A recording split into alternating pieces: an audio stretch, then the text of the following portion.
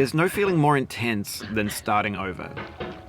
If you deleted your homework the day before it was due, as I have, or if you left your wallet at home and you have to go back after spending an hour in the commute. If you won some money at the casino and then put all your winnings on red but it came up black. If you got your best shirt dry cleaned before a wedding and then immediately dropped food on it. If you won an argument with a friend and then later discovered that they just returned to their original view. Starting over is harder than starting up. If you're not ready for that, like if you've already had a bad day, then what you're about to go through might be too much. Feel free to go away and come back. I'll be here.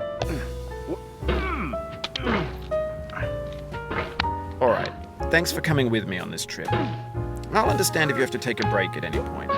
Just find a safe place to stop and quit the game. And don't worry, I'll save your progress, always, even your mistakes.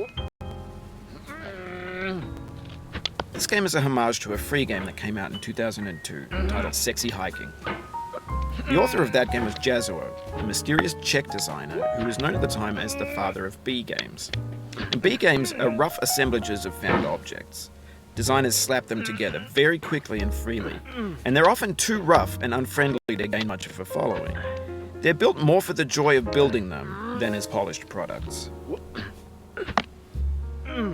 In a certain way, Sexy Hiking is the perfect embodiment of a B game. It's built almost entirely out of found and recycled parts, and it's one of the most unusual and unfriendly games of its time. In it, your task is simply to drag yourself up a mountain with a hammer. And that act of climbing, in the digital world or in real life, has certain essential properties that give the game its flavor.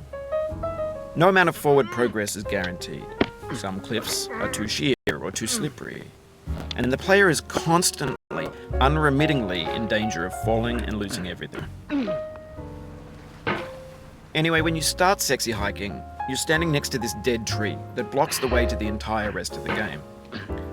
It might take you an hour to get over that tree, and a lot of people never got past it. You prod and you poke at it, exploring the limits of your reach and your strength, trying to find a way up and over. And there's a sense of truth in that lack of compromise. Most obstacles in video game worlds are fake. You can be completely confident in your ability to get through them once you have the correct method or the correct equipment or just by spending enough time. In that sense, every pixelated obstacle in Sexy Hiking is real.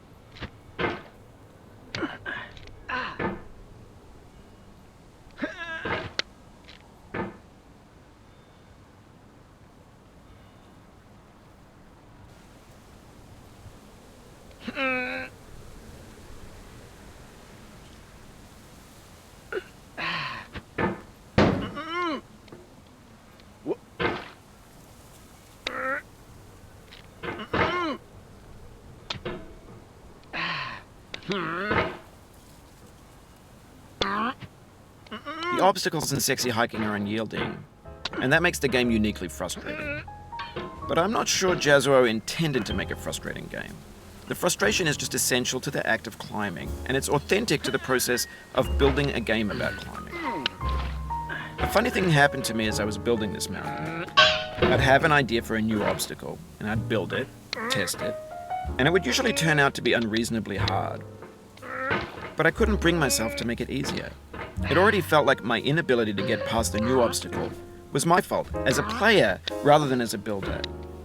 Imaginary mountains build themselves from our efforts to climb them, and it's our repeated attempts to reach the summit that turns those mountains into something real.